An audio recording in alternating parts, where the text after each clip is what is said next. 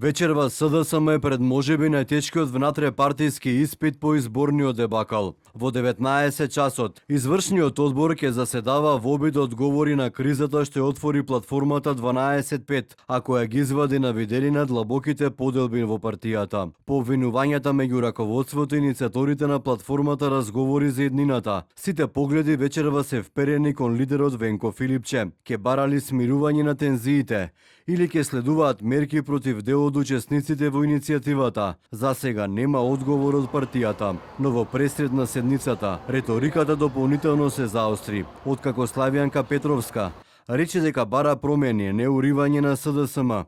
Партијата денеска со ново соопштение жестоко го нападна Андреј Петров. Го обвини за елитизам, оценувајќи дека платформата не е реформска иницијатива, туку обид за слабење на СДСМ и индиректна помош за власта. Ова доаѓа од човек кој како генерален секретар во 2013 година ја одведе партијата во тежок пораз, а потоа и самиот изгуби како кандидат за градоначалник во општина Карпош. Тогаш младите беа во првите редови на неговата кампања.